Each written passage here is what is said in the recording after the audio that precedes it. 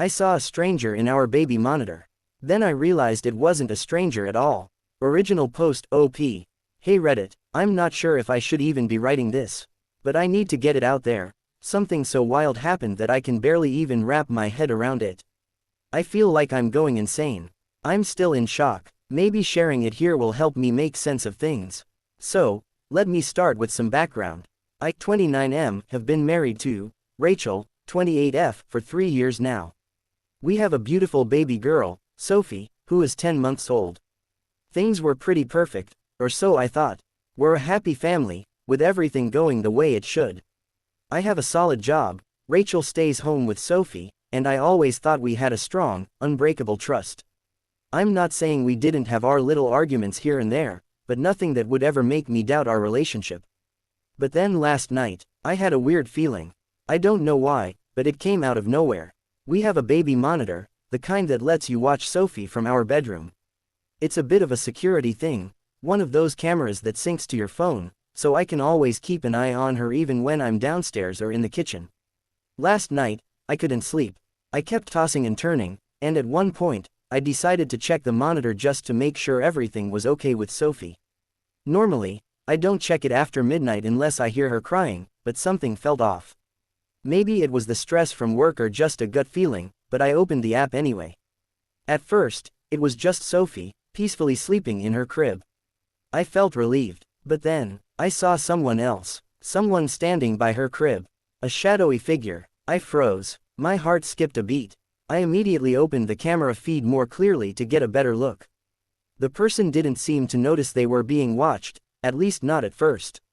They were just standing there, watching Sophie. I couldn't make out their face, but the outline was clear enough. They were tall, wearing a hoodie with the hood up, almost like they were trying to blend into the shadows. My first thought was that someone had broken into the house. My heart was racing. I quickly grabbed my phone and texted Rachel, telling her to lock the bedroom door and stay there with Sophie. I then turned on the lights in the living room to see if I could catch whoever it was. But by the time I rushed upstairs, the figure was gone. I ran into Sophie's room. Nothing was out of place. She was still sleeping soundly. I checked the window, the door, everything seemed locked. There was no sign of forced entry. Rachel woke up, groggy and confused, but she had no idea what I was talking about. I thought I must have imagined it, but the fear still lingered. I couldn't shake the feeling that someone had been in the room with her. It didn't feel like a break-in, it felt like someone who knew Sophie. Someone who belonged in the room. That's when it hit me. The hoodie, the way they were standing so quietly, the sense of familiarity. I couldn't pinpoint it then, but something about the figure felt wrong, like it was someone I should know. I pulled out the video footage from the monitor and replayed it, trying to see something more clearly. And that's when I saw it, something that made my blood run cold. The figure, who I thought was a stranger, had a very distinct feature. A small tattoo on the wrist, right where the sleeve of the hoodie was pushed up.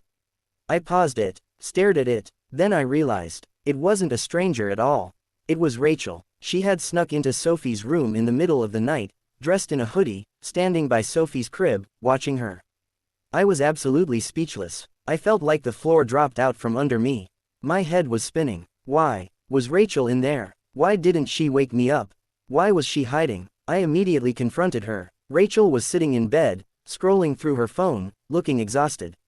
I felt like I was on autopilot as I showed her the footage from the monitor. I told her exactly what I saw. The look on her face when she realized I had caught her was indescribable. It wasn't guilt or confusion, it was more like fear. Fear, like I was about to uncover something she wasn't ready to share. She tried to deny it at first. I was just checking on her. "What's the big deal?" she said, her voice shaky. "You were sleeping. I didn't want to wake you." I could see right through her. That wasn't just checking on Sophie. That wasn't just a middle-of-the-night visit. The look in her eyes told me something was off. Something deeper was going on. I pressed her, asking her what was going on. Slowly, she began to admit it. She didn't just go into Sophie's room because she was worried about her. She had been sneaking in every night, watching Sophie sleep, and even talking to her. Whispering to her, saying things like, "You're mine. You're the only one who understands me." She claimed it was her way of coping with something she couldn't explain. That she was overwhelmed by motherhood and didn't feel heard by me. But that wasn't all. There was more. She confessed that she had been struggling with depression and anxiety for months but hadn't told me about it. She didn't want me to worry about her. The secrecy, the late-night visits to Sophie's room, it was her way of trying to deal with it, she said. She thought talking to Sophie at night would help her feel less alone, less trapped in her own mind. I was heartbroken. I had no idea, but at the same time, something didn't sit right with me. Why the secrecy? Why the hiding? Why the strange, almost possessive way she was talking to Sophie? And then, there was the twist. I started noticing more inconsistencies, things I hadn't thought twice about before. Rachel had been spending longer hours at work lately. She seemed distant, distracted. And Sophie, for the first time, had started acting strangely around her. Crying every time Rachel held her, pulling away. That's when I confronted Rachel again. This time, I told her the truth. I was scared. I was scared for Sophie, scared for our marriage, scared for what I didn't understand. Rachel broke down. She told me everything. She'd been seeing a therapist without telling me. She'd been struggling with thoughts of replacing me, of believing she wasn't enough as a mother. She was terrified that Sophie might grow up not loving her or seeing her as a good mom. She was even afraid that I might leave her because of her mental health struggles. But then, she said something that sent chills down my spine. I just didn't want to lose Sophie. I thought if I bonded with her in my own way, she'd never leave me like you could. I don't know where things go from here. I don't know if I can fully trust her again. But I do know one thing. I'm going to do everything I can to help her get the real support she needs, and to protect Sophie, no matter what. I've never felt so torn in my life. I thought I was protecting my family by confronting her, but now I realize there's so much more to her pain than I knew. Please, if anyone has advice or similar experiences, I'm listening. I don't know where to go from here. Update 1. Posted 1 week after the original post. Hey Reddit, thank you for all the support and messages after my last post. I've been reading through your comments, and I can't tell you how much they've helped me process what's going on. Some of you gave me incredible advice, and I can see that a lot of people have been through similar situations. Honestly, I thought I was the only one. I've decided to update because, well, things have changed fast. The first thing, therapy. After the confrontation, Rachel finally agreed to see a therapist. It took some convincing, but I think she realized that her mental health had been spiraling in a way that she couldn't handle on her own. We're both in counseling now. She's going twice a week for individual therapy, and we've started couples therapy as well. I'll admit, it's not easy. There's a lot of raw emotions, but it feels like we're finally getting to the root of things. We've learned that Rachel's depression didn't just come out of nowhere, it had been building for months, maybe even longer. The pressure of being a new mom, balancing everything with my job, the weight of expectations, she was suffocating, and I didn't even see it. It was like she was slowly fading away, and I was too caught up in my own world to notice. The issue with Sophie. The hardest part for me has been what Rachel admitted about Sophie. When Rachel told me she was trying to bond with Sophie, I thought it was harmless. But after therapy, I've realized that her behavior went beyond simple bonding. It was more about control, and the therapist helped her see that. She didn't want Sophie to form attachments to anyone else, not me, not even the rest of our family. She felt as though if Sophie was always with her, always hers, then she'd have a place in this world. The therapist says it's an unhealthy attachment style, but we're working through it. Sophie started to warm up to Rachel again.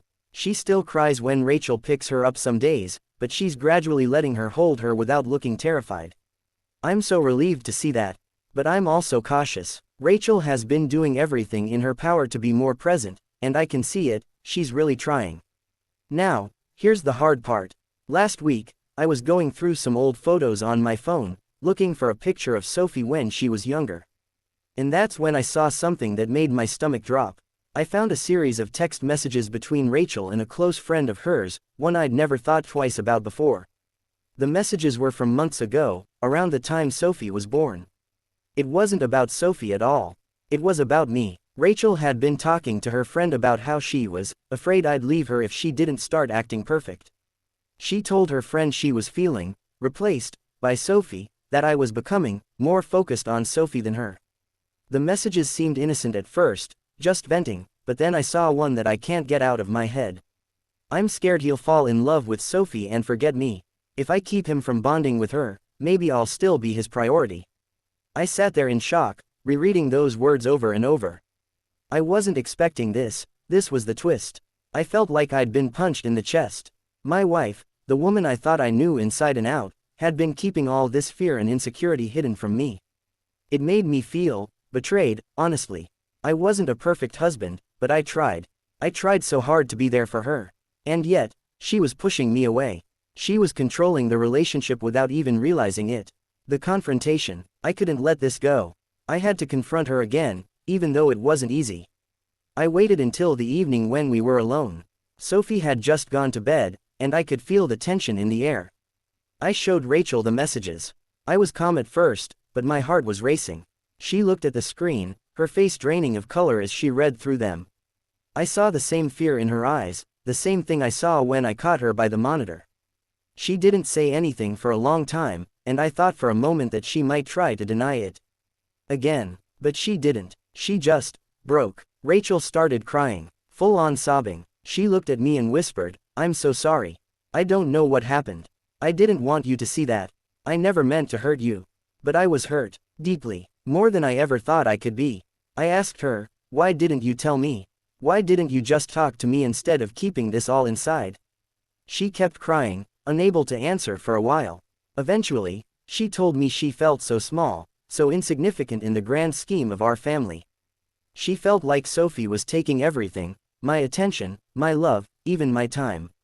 It wasn't about loving Sophie less, it was about her fear of losing me completely. It hit me, this was the core of everything. It wasn't just about Sophie, or me, or our marriage. It was about Rachel's deep-seated fear of abandonment, her insecurities that she never expressed, and her desperate attempt to hold on to something she thought she was losing. Where we stand now, I'm still processing everything, but we're working on it. We've agreed to take it one day at a time. Rachel is doing better, but I know the road ahead won't be easy. I can't just forget what happened. But I also know that we're not the same people we were a month ago. We've started being more open with each other. There are still hard days, but we're trying. There's a lot of rebuilding left to do. I'm just hoping we can fix this before it gets any worse. Thank you to everyone who has reached out and offered advice. I truly appreciate it. I'll update again if anything major happens. Update 2. Posted 2 weeks after the first update. Hey Reddit, I can't believe I'm writing this so soon, but I need to update you all on where we are now. Things have gotten a lot more complicated, and I'm feeling more lost than ever. I'm still processing everything, but this is where we're at. The new bombshell. I've been sitting with a lot of the things Rachel and I have discussed in therapy, trying to understand where we went wrong and how we can move forward. But there's something I haven't shared yet, something that's been eating at me for the past few days. After the last update, I told you about the text messages I found between Rachel and her friend. I was hurt, no doubt. But what I didn't mention in the last update is something that came up after our confrontation. I didn't realize it at the time, but now that I've had time to reflect, everything is clicking into place. A few days ago, Rachel asked me if I'd go through her phone again. She said she had nothing to hide, and she was ready to be fully transparent with me.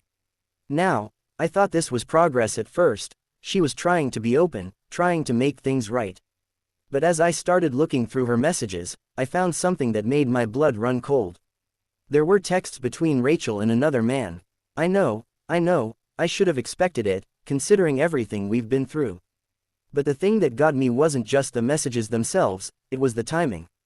These texts were from after Sophie was born, during the period when Rachel had been acting distant and secretive. And the worst part, it was someone I knew. Someone I thought I could trust. It was Rachel's old coworker, Mark. I'd met him a few times at social gatherings, and he seemed like a nice guy, nothing out of the ordinary. But the texts I read, they were full of flirty, suggestive comments. Nothing too explicit, but enough to make me sick. The first one I found was a message Rachel had sent to him. "I wish I could just escape this life for a bit. It feels like I'm drowning in diapers and bottles. You always made me feel so special at work, Mark. I miss that feeling." I felt like I'd been slapped across the face. I couldn't believe what I was reading. I thought about confronting her then and there, but I held back. I knew I needed to process this before I did anything rash. The next message I found was from Mark. I know what you mean. If you ever need to get away, I'm here. Just say the word. I could show you a good time, Rachel. The rest of the messages were more of the same, disconnected, flirtatious banter. But nothing crossed the line into full-blown cheating. At least, not yet. I felt like I was trapped in this endless loop. I thought we were getting better. I thought Rachel was being honest with me, but now I felt like the rug had been pulled out from under me again. The confrontation. So, last night, I couldn't take it anymore. I confronted Rachel about the messages. At first, she tried to deny it. They're just old texts, from before things got complicated, she said. But I showed her the timestamps. These weren't old messages. They were recent, very recent. When she saw I wasn't buying it, her expression shifted. The guilt was all over her face. And then, she broke down. She didn't deny it anymore. She admitted it. She told me she had started texting Mark during a particularly low period. She was overwhelmed, exhausted, and felt isolated. She said that Mark had been kind to her when she was struggling with being a new mom. He made her feel seen, appreciated. She felt like she could talk to him in a way she couldn't with me. It wasn't about wanting to cheat, she claimed. It was about needing someone to listen. Someone who made her feel attractive again. The texts were just harmless flirting, at first, she said, but it got deeper over time. She told me that she was tempted, but that she never took it further. I didn't know what to feel. On the one hand, I was devastated that Rachel had been emotionally leaning on another man during this already rocky time in our marriage. It felt like a betrayal. But on the other hand, I understood her loneliness, her struggle to cope with everything she was feeling. She told me she didn't want me to find out.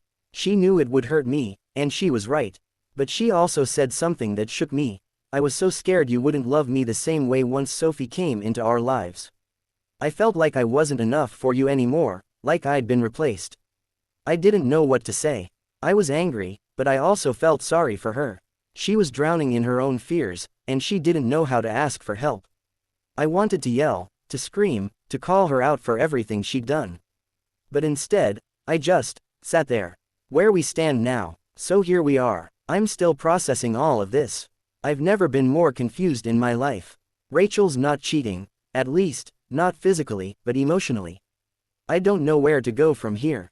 She's been pushing me to forgive her, to move forward, but I can't just move on without fully understanding everything. She says she wants to rebuild our marriage, but I'm not sure if I can ever fully trust her again. The emotional distance is one thing, but the secrets, the lying, I'm torn between wanting to forgive her because I love her and wanting to walk away because I feel betrayed. I'm meeting with my therapist alone tomorrow. I think I need some time to figure out what's best for me, and for Sophie. I don't know where we go from here, but I'll keep you updated. Update 3. Posted 1 week after the second update. Hey Reddit, I can't believe I'm back here already. Things have escalated quickly, and I feel like I've been put through an emotional roller coaster that I can't get off. I've spent a lot of time thinking, talking with my therapist, and trying to understand everything that's going on. This is where we stand now. The decision. I'll start with the big news. I've made a decision. After days of going back and forth, months of uncertainty, and countless late-night conversations with myself, I've decided that I'm going to separate from Rachel for a while. This isn't a decision I made lightly. I've spent hours thinking about it. I've spent time with Sophie, trying to figure out what's best for her. And I've realized something that's been hard to admit to myself. Rachel and I are not in a place where we can move forward as a couple right now. Our foundation has been cracked, and I can't just pretend that everything's okay. There's still love there, yes. But love alone isn't enough to fix everything. Trust has been broken, emotional connections have been strained, and we're in different places emotionally. The final conversation. I sat down with Rachel last night. I had been avoiding the conversation for days, but I couldn't keep putting it off. I needed her to understand where I was coming from. And honestly, I needed her to understand that this decision wasn't about me wanting to punish her, it was about me needing space to figure out who I am in this mess. She was devastated when I told her. At first, she thought it was just a temporary break, that I would come back after a few weeks of space. But I explained to her that this wasn't just about space, it was about me needing time to heal, to process everything we've been through. I told her I didn't know what the future held for us, but I couldn't keep pretending that everything was fine. I needed to take care of myself. Her eyes were full of tears. She begged me to stay. She said, "I love you. I need you. I don't want to lose you." But I couldn't be swayed. I was already too far gone in my own emotions to change my mind. Rachel asked if there was someone else, but I assured her there wasn't. There's no one else. This isn't about another person. It's about me needing time to find myself again and figure out what I truly want. It was hard. Honestly, it was the hardest thing I've had to do in a long time. But I had to. For me. Rachel's reaction. After I made the decision, Rachel was in complete shock. She didn't know how to react at first. She cried, she apologized, she said she was sorry for everything. But then, as the night went on, something shifted. I'm not sure if it was the weight of the conversation finally sinking in, or if it was just pure desperation, but Rachel got angry. She started accusing me of abandoning her when she needed me most. She said, "You're just going to leave me to deal with everything on my own. I thought you were my partner, not just someone who'd walk away when things got hard." That anger stung. It felt like a slap in the face, and I couldn't hide the hurt in my eyes. But I kept calm. I told her I wasn't walking away from her, I was walking away from us, for now. I needed to find myself again. I needed to breathe and not be constantly consumed by the chaos we had built together. I couldn't fix us if I was still drowning in my own emotions. She didn't respond after that. She just sat there, quiet, her face pale. She looked like she had given up, and that broke my heart all over again. Sophie. Sophie is doing okay. She's been a little confused, but she's too young to fully understand what's going on. I'm still in her life every day, taking care of her, making sure she knows she's loved. Rachel and I agreed that we'll both continue to co-parent and focus on what's best for her. But I'm worried about what the future holds for Sophie if Rachel and I can't rebuild our relationship. Next steps. I don't know what happens next. Rachel and I are still in touch, but the relationship feels different. It's not the same. We're taking this one step at a time. For now, I'm focusing on myself, on being a better father to Sophie, and on taking care of my mental health. I'm planning to see my therapist more often, and I'm going to keep working on myself. I think it's time for me to take a step back and figure out who I am, separate from the roles I've been playing as a husband and a father. I'll update you again when I feel like I have more clarity. Thanks again for all the support and advice. You guys really helped me realize I wasn't alone in this. Update 4, posted 1 week after the third update. Hey Reddit, I'm back again. I honestly didn't think I'd be writing this so soon, but here we are. Things have moved quickly, and I'm feeling like I'm in even deeper waters than before. I'll give it to you straight. The truth about Rachel. I didn't want to update until I had more clarity, but I've learned something about Rachel this past week that I can't ignore. I've been trying to focus on myself, just like I said I would. I've been seeing my therapist more frequently, and I've been reflecting on the time Rachel and I spent together. But in all that time, I also decided to start being a little more proactive in figuring out what's going on with her.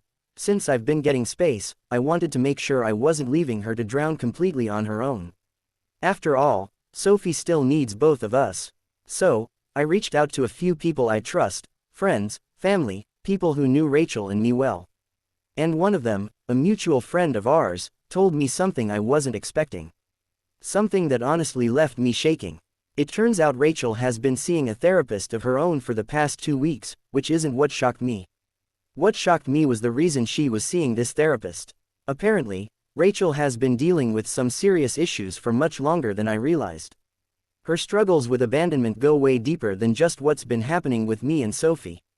According to this friend, Rachel has a history of emotional instability and has been battling these feelings of unworthiness and fear of rejection since she was a teenager. I didn't know any of this. I knew Rachel had some insecurities, but I had no idea how deeply they ran. And the more I think about it, the more I realize that her acting out with Mark, her emotional withdrawal from me, and her desperate need for reassurance weren't just a phase, they were signs of something much more complex. It wasn't just about Sophie. It was about her feeling like she was never good enough, never enough to be loved without conditions. The shock and the guilt. When I found this out, I felt 2 things, anger and guilt. I was angry that Rachel had been hiding so much from me, especially about her therapy. I felt like she'd kept these struggles from me for so long, like I was the last to know the truth. I felt betrayed by her secretive actions. But then, as the anger simmered down, I realized that I wasn't the one who failed Rachel. I wasn't the one who made her feel unworthy. I didn't create this, and yet, I was left carrying the weight of her emotional burden without ever fully understanding it. I should have been there for her more. I should have seen the signs. I should have noticed the cracks in our relationship before they became this wide-open chasm. But instead, I was too focused on my own pain, my own hurt. I missed all the signs. The conversation. I knew I needed to confront Rachel about this new information. I couldn't just sit with it. I wasn't even sure if this was something she had planned to tell me, but I couldn't keep living in the dark anymore. We sat down together in the living room, and I laid it all out. I told her I knew about her therapy and what I had learned from our mutual friend. I told her that I needed her to be honest with me about everything she had been feeling, even the things that scared her. I told her that I couldn't move forward with any sort of relationship, whether as partners or as co-parents, unless she was willing to open up fully. At first, Rachel was defensive. She tried to say it wasn't that big of a deal, that she didn't want to burden me with her past. But I didn't let her brush it off. I told her I had to know the truth because I couldn't move forward unless I understood why she was so broken, why she was acting the way she did. That's when she finally broke down. She told me everything. She told me about the neglect she experienced growing up, the abandonment issues she's carried for years, and how they've seeped into every relationship she's had. She confessed that she always thought she wasn't enough, and that she feared people, especially me, would eventually leave her. She said she was terrified of losing me, terrified that Sophie would replace her in my eyes. She admitted that she had used Mark to fill a void, not because she wanted to cheat, but because she needed someone to see her.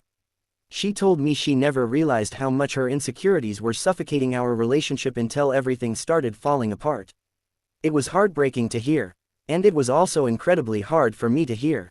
I wanted to comfort her, but I was still so raw, so hurt from everything that had happened. I didn't know how to hold her and still protect myself at the same time. Where we go from here? I'm still torn. I've been sitting with everything Rachel said, trying to figure out if we can come back from this. It feels like we're stuck in this endless loop of hurt and confusion. I can see her pain, and I can see the person she wants to be. But I don't know if I can be the person she needs me to be right now, or if I can even forgive her fully for everything that's happened. We're going to keep seeing our therapists, individually and together. But right now, I'm not sure if I can say we're on the road to recovery yet. I'm still so deeply hurt, and I don't know if I can ever look at Rachel the same way again. I'll keep you all updated. But right now, things are uncertain. I still love her, but I don't know if love is enough to fix what's broken. Thanks for reading, and for all your advice and support. It means more than I can express. Final update, posted 3 weeks after the last update. Hey Reddit, this will be my last update. It's been a long, painful journey, and honestly, writing these posts has helped me more than I can say. You've all been here through the worst time of my life, so I owe you this one final chapter. The final confrontation, with Mark. After all the emotional chaos with Rachel, there was still one thread I hadn't pulled, Mark. For a while, I avoided dealing with him. I kept telling myself that it wasn't worth it, that cutting him out was enough. But truth is, I never really had closure. There was this nagging question in my mind, why? Why would my own brother betray me like that? I wasn't expecting a resolution. I wasn't expecting him to own up to anything. But I needed, to look him in the eye and ask him, was it worth it? So, I arranged to meet him at a neutral place, an old park we used to hang out at as kids. He actually agreed, probably thinking he could explain things on his terms. When I saw him, it hit me how familiar and foreign he looked at the same time. Same eyes, same damn smirk, but I didn't recognize the person behind it anymore. I didn't yell, I didn't even raise my voice. I just asked him, why did you do it? And at first, he tried to deflect. It wasn't like that, we didn't mean for it to go that far. But I cut him off. You were supposed to be my best man, Mark. My brother, my daughter's uncle. That's when he finally cracked. He said it had started as some innocent, flirty banter, Rachel venting, him being supportive. He told me that she made him feel wanted, something he hadn't felt in a long time. He blamed his own loneliness, said it made him weak. I just stared at him, trying to figure out how someone I grew up with could say those words like it was some justification. I said, "You didn't just betray me. You broke something that can never be repaired. I trusted you more than anyone." He started crying. I didn't. I just stood up and said, "We're done, Mark. For good." And I walked away. Rachel and I were separated now, legally, emotionally, and practically. She moved in with her sister for the time being. We finalized a co-parenting plan through mediation. We agreed to joint custody of Sophie, alternating weeks. When I handed over Sophie's bag the first time Rachel came to pick her up, I felt everything at once. Pain, relief, regret, and, oddly, a little peace. Rachel and I talk only about Sophie. It's civil, but distant. The emotional bond is severed. There's respect, but the love, the kind that once made me want to marry her, it's gone. Sophie is my light. I've thrown myself into being the best father I can be. Mornings are pancakes and cartoons. Nights are cuddles and silly stories before bed. She doesn't fully understand everything yet, just that, mommy lives somewhere else now. But she's resilient, and honestly, so am I. The real twist, I found myself. I thought this story would end with me either taking Rachel back or falling apart completely. But the twist was, I found someone more important than either of those options. Me. Therapy helped. Long walks. Journaling. Friends who showed up when others bailed. Reddit. All of it helped me rebuild piece by piece. I've started painting again, something I gave up years ago. I'm even taking a short trip soon with some college friends. For the first time in months, I feel hopeful. Final words to you. If you're reading this and you've been betrayed, by a partner, a friend, family, please know, it does not define you. You can rise. You can heal. You will carry scars, yes. But they're proof you survived. Thank you, Reddit, for giving me a place to be angry, vulnerable, and seen. This story started with betrayal, but it ends with something better: freedom, growth, and self-respect. I'm signing off now. Take care of yourselves, and hold tight to those who hold you back.